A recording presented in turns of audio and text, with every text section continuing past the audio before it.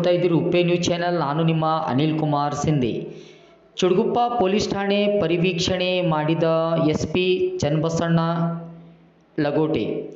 ಚುಡುಗುಪ್ಪ police ಠಾಣೆ ಪರಿವೀಕ್ಷಣೆ ಮಾಡಲು ಆಗಮಿಸಿರುವ ಚನ್ನಬಸಣ್ಣ ಲಗೋಟೆ SP ಅವರು ಚುಡುಗುಪ್ಪದ ಟ್ರಾಫಿಕ್ ಸಮಸ್ಯೆ ಬಗ್ಗೆ ನನಗೆ ಈಗಾಗಲೇ ಮಾಹಿತಿ ಬಂದಿದೆ. ಅಧಿಕಾರಿಗಳ ಜೊತೆಗೆ ಸಮಾಲೋಚನೆಯನ್ನು ಮಾಡಿ ಆದಷ್ಟು ಬೇಗ ಟ್ರಾಫಿಕ್ ಸಮಸ್ಯೆಯನ್ನು ಬಗೆಹರಿಸಲು ತಿಳಿಸುತ್ತೇನೆ ಎಂದು ಹೇಳಿದ್ದರು.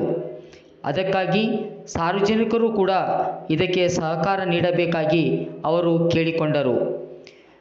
ಪುರಸಭೆ ಹಾಗೂ ಪೊಲೀಸ್ ಇಲಾಖೆಯವರು ಕೂಡಿಕೊಂಡು ಪಾರ್ಕಿಂಗ್ ವ್ಯವಸ್ಥೆಯನ್ನು ವ್ಯವಸ್ಥಿತವಾಗಿ ಮಾಡಬೇಕು. ಮಾರ್ಕ್ ಲೈನ್ಗಳನ್ನು ಹಾಕುವುದರ ಮೂಲಕ ವ್ಯಾಪಾರಸ್ಥರಿಗೆ ಅನುಕೂಲವನ್ನು ಮಾಡಿಕೊಡಬೇಕು. ಸಾರ್ವಜನಿಕರಿಗೆ, ಶಾಲಾ ವಿದ್ಯಾರ್ಥಿಗಳಿಗೆ ಯಾವುದೇ ರೀತಿಯಾದ ತೊಂದರೆ ಆಗದ ಹಾಗೆ ನೋಡಿಕೊಳ್ಳಬೇಕು ಎಂದು ಮಾಧ್ಯಮದ ಜೊತೆಗೆ ಅವರು ಮಾತನಾಡಿದರು. ಸಾರ್ವಜನಿಕರಿಗೆ, ವಿಶೇಷವಾಗಿ ವ್ಯಾಪಾರಸ್ಥರು ಯಾವ ಮಾರ್ಕನ್ನು ಮಾಡಿರುತ್ತೇವೆ ಅದರ ಒಳಗಡೆ ನಿಂತುಕೊಂಡು ವ್ಯಾಪಾರವನ್ನು ಮಾಡಬೇಕು. ಅದು ಕಟ್ಟುನಿಟ್ಟಾಗಿರುವ ಕಾನೂನು ಜಾರಿ ಮಾಡುತ್ತೇವೆ ಎಂದು ಹೇಳಿದರು. ಅದೇ ರೀತಿಯಾಗಿ ಸಾರ್ವಜನಿಕರಲ್ಲಿ ನಾನು ಮನವಿ ಮಾಡಿಕೊಳ್ಳುತ್ತೇನೆ, ಪ್ರತಿಯೊಬ್ಬರ ಮನೆಗಳ ಮೇಲೆ ಕೂಡ CC ಕ್ಯಾಮ್ರಾಗಳನ್ನು ಅಳವಡಿಸಿಕೊಳ್ಳಬೇಕು. CC ಕ್ಯಾಮ್ರಾ ಅಳವಡಿಸಲು ಅಭಿಯಾನವನ್ನು ಮಾಡುತ್ತಿದ್ದೇವೆ. ಇದರಿಂದ ನಮಗೆ ಅಪರಾಧಿಗಳನ್ನು ಪತ್ತೆ ಹಚ್ಚಲು ಸಹಾಯಕವಾಗುತ್ತದೆ. ಬೇರೆ ಇಲಾಖೆ ಸಮಸ್ಯೆಗಳ ಗಮನಕ್ಕೆ ತಂದಿದ್ದೀರಿ. ಅದರಲ್ಲಿ ವಿಶೇಷವಾಗಿ ಗಣಿಗಾರಿಕೆ ಹಾಗೂ ಮದ್ಯಪಾನದ ಮಾರಾಟದ ಬಗ್ಗೆ, ಹಳ್ಳಿಗಳಲ್ಲಿ ಮುಕ್ತವಾಗಿ ಮದ್ಯಪಾನ ಮಾರಾಟ ನಡೀತಾ ಇದೆ ಅಂತಕ್ಕಂಥದ್ದು ತಾವು ಗಮನಕ್ಕೆ ತಂದಿದ್ದೀರಿ. ಆದ ಕಾರಣ ಸಂಬಂಧಪಟ್ಟ ಇಲಾಖೆಯವರಿಗೆ ನಾನು ಮಾತನಾಡಿ ಆದಷ್ಟು ಬೇಗ ಇದಕ್ಕೆ ಒಂದು ಪರಿಹಾರವನ್ನು ಸೂಚಿಸಲು ಹೇಳುತ್ತೇನೆ ಎಂದು ಮಾಧ್ಯಮ ಮಿತ್ರರೊಂದಿಗೆ ಮಾತನಾಡಿದರು. ಪರಿವೀಕ್ಷಣೆಗೆ ನಾನು ಇಲ್ಲಿ ಬಂದಿದ್ದೇನೆ. ಈ ಸಂದರ್ಭದಲ್ಲಿ ಚುಡುಗುಪ್ಪ ನಗರದಲ್ಲಿರುವಂತಹ ಟ್ರಾಫಿಕ್ ಸಮಸ್ಯೆ ಬಗ್ಗೆ ನನಗೆ ಈಗಾಗಲೇ ಮಾಧ್ಯಮ ಸ್ನೇಹಿತರು ಕೂಡ ತಾವುಗಳು ಮಾತನಾಡಿದಿರಿ ಮತ್ತು ಮಾಹಿತಿ ನೀಡಿದಿರಿ. ಈ ಬಗ್ಗೆ ನಮ್ಮ ಅಧಿಕಾರಿಗಳೊಂದಿಗೆ ಈಗ ನಾನು ಸಭೆ ಮಾಡಿ ಚರ್ಚಿಸಿ ಈ ಸಮಸ್ಯೆಗೆ ಏನಂದರೆ ಶಾಶ್ವತ ಪರಿಹಾರವನ್ನು ನಾವು ಇಲ್ಲಿ ಕಂಡುಹಿಡಿತೀವಿ. ಮತ್ತು ಸಾರ್ವಜನಿಕರಿಂದಲೂ ಕೂಡ ಏನಂದರೆ ಸಹಕಾರವನ್ನು ಕೋರ್ತೀವಿ. ಯಾಕೆ ಅಂತಂದರೆ ಪೊಲೀಸಿಂಗಲ್ಲಿ ಅದು ಟ್ರಾಫಿಕ್ ಸಮಸ್ಯೆ ಇರ್ಬೋದು ಅಥವಾ ಬೇರೆ ಯಾವುದೇ ರೀತಿಯಾದಂಥ ಸಮಸ್ಯೆಗಳಿರ್ಬೋದು, ಅವುಗಳಿಗೆ ನಾವು ಪರಿಹಾರ ಕಂಡುಹಿಡಿಬೇಕಾದ್ರೆ ಅದರಲ್ಲಿ ಸಮುದಾಯದ ಸಹಭಾಗಿತ್ವ ಕೂಡ ಭಾಳ ಇಂಪಾರ್ಟೆಂಟ್ ಇರುತ್ತೆ.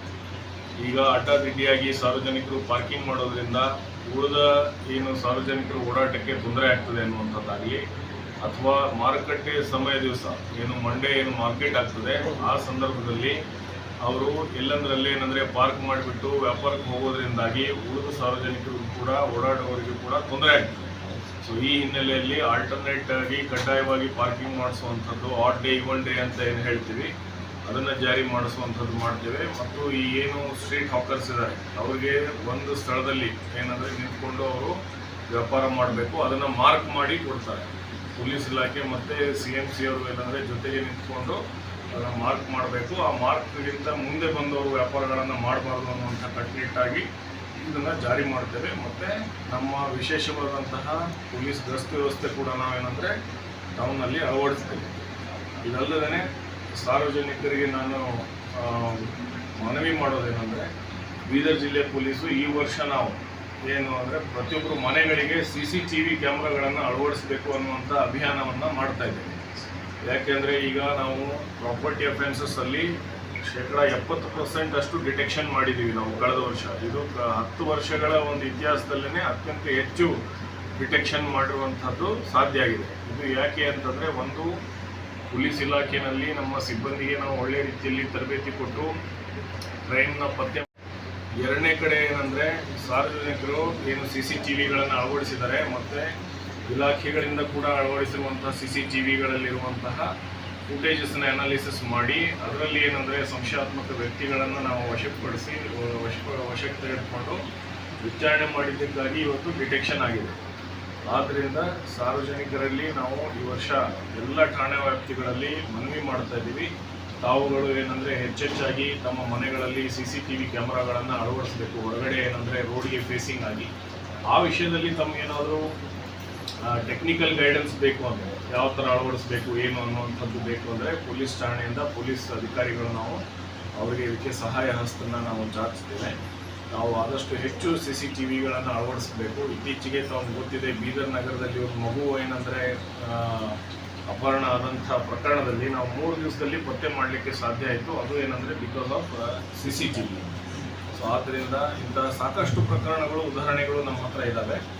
ಆದ್ದರಿಂದ ಸಾರ್ವಜನಿಕರು ಈ ಒಂದು ಮನವಿಗೆ ಸ್ಪಂದಿಸ್ತೀರಿ ಅಂತೇಳಿ ನಾನು ಭಾವಿಸ್ತೇನೆ. ಮತ್ತು ಮಾಧ್ಯಮ ಸ್ನೇಹಿತರಿಗೂ ಕೂಡ ಏನಂದರೆ ಈ ಬಗ್ಗೆ ಮಾಧ್ಯಮದ ಮೂಲಕ ಅರಿವು ಮೂಡಿಸಬೇಕು ಅಂತ ಕೂಡ ನಾನು ಇಲ್ಲಿ ಕೇಳ್ಕೊಳ್ತೇನೆ. ಇದಲ್ಲದೇ ಕೆಲವೊಂದು ಬೇರೆ ಇಲಾಖೆಗೆ ಸಂಬಂಧಪಟ್ಟಂತಹ ಸಮಸ್ಯೆಗಳು ಕೂಡ ತಾಲೂಕಿನಲ್ಲಿ ಇದ್ದಾವೆ ಅನ್ನುವಂಥದ್ದನ್ನು ಮಾಧ್ಯಮ ಸ್ನೇಹಿತರು ನನ್ನ ಗಮನಕ್ಕೆ ತಂದಿದ್ದಾರೆ.